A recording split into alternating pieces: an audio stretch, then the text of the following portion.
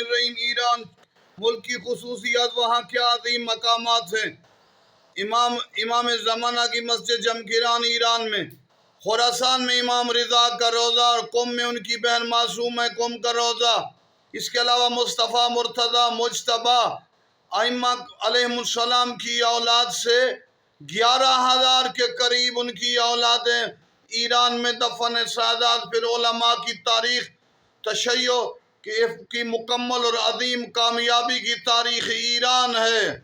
ایران میں مسجد مقدس جمکران ہے۔